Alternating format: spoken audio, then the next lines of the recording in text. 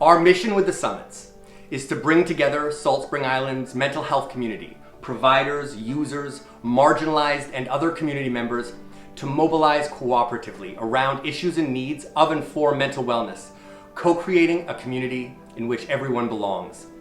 Recognizing that each person's needs are unique and that treating them individually is essential.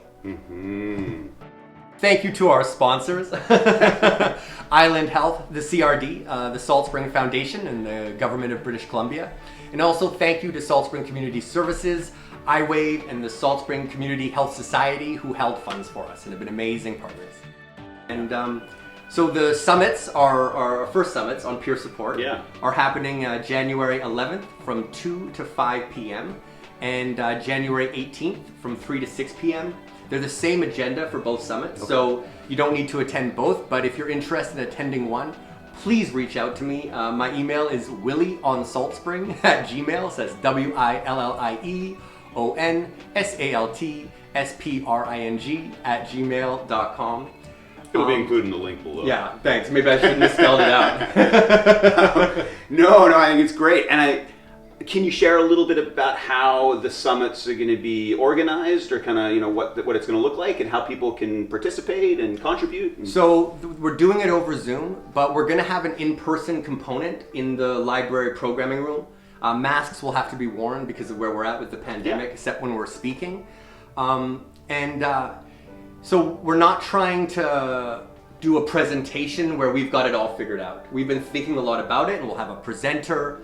But really what we want to do is facilitate community engagement. We think that our experience of this collective wisdom and what arises from it being so much greater than the sum of its parts is really a lesson for the broader community. And so what we're trying to do is facilitate people with different experiences to share their perspective, to share what they know, and see how we can organize that into action.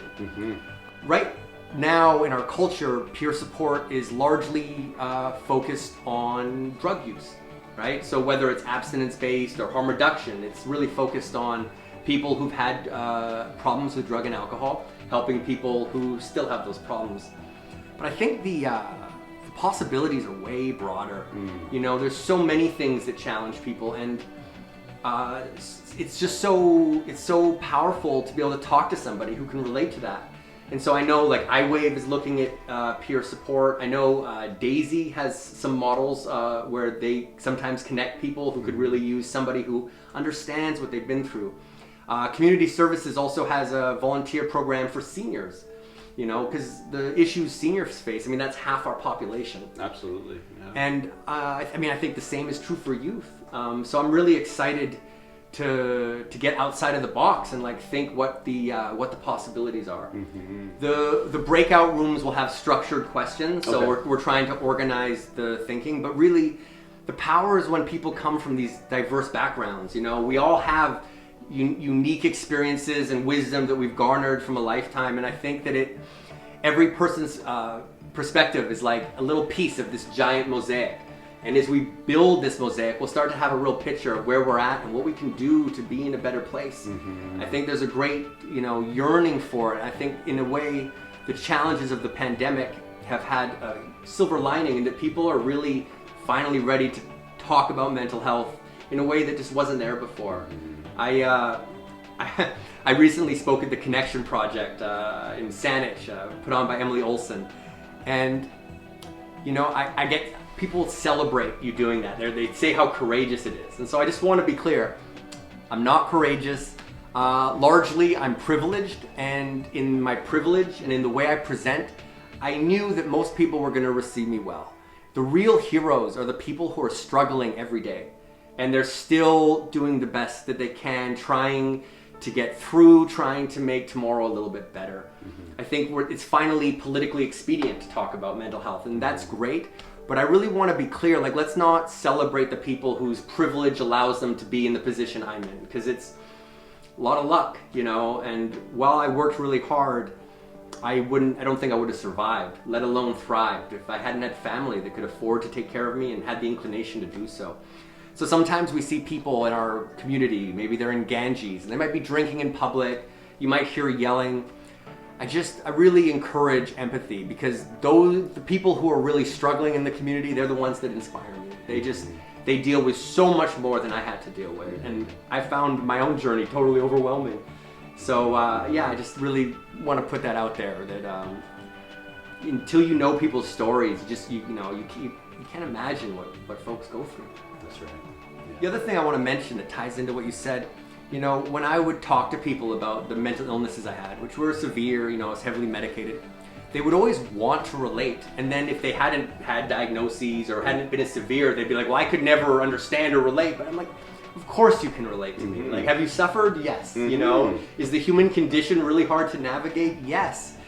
We all have mental health, right? And I think that it's important to understand that some people, do have challenges that we can't grasp. But I think the commonality of human experience is so important, and I think everybody does have a story that can, their journey can inform this work if they feel called to share it. Yeah. And I don't ever want to make somebody feel like, because I was debilitated by mental illness, that in any way lessens the importance of their own suffering and their own journey, because it's everything, right? How we feel about ourselves and the world we're in. And I just really appreciate ways of framing things that bring us together, focus on the common denominators, on how similar we are, instead of always focusing on the differences. Yeah. Another piece that I'm passionate about, that I hope that the Salt Spring Life platform contributes with, and definitely the Salt Spring mental wellness initiatives, is communication and dialogue in general in our island, in our town, in our world, in our province, everywhere. I just feel right now, if there's ever a time where we need to somehow foster and facilitate, respectful dialogue, where we can share, where we can be vulnerable, where we can pause and really listen to somebody and really hear what's going on for them. And however we can do that, I just think that's so key to this whole kind of coming together and healing, because right now we're in trouble, we're divided, so let's move through that. I think I value people's perspectives more who don't share my perspective. Right. Like, that's how I learn. I think this idea of that we're not allowed to disagree, or that our different perspectives don't have value, is crazy making. The intention with the summits is to have it be a safe place where people can talk about their perspectives, and we don't have to be so identified with our opinions. And one of the things that excites me is that if we can make a lot of progress in Salt Spring, we can create models that other small communities can use. I mean, we're all here for a reason. We all got pulled here because there's a magic in our island, and we wanted a different life, a life that was slower, had more connection, was more like living in a village where we're known and we know the people that live here. And I think the challenges we're facing have made people fall into these false binaries, where it's either that we need to be a municipality or we don't. Do we need to be, this or that? And I think there's so much room for different perspectives. And I imagine perspectives as like points, and they create a tension. And in that tension, we'll find the best ideas in the middle, that respect, people's political leanings, whether you're conservative or liberal. We need to value those differences and learn about why people see things the way they do. Not try to hammer them and bludgeon them with our opinion so that we can, as if that's going to change anybody's mind. Like, it clearly won't.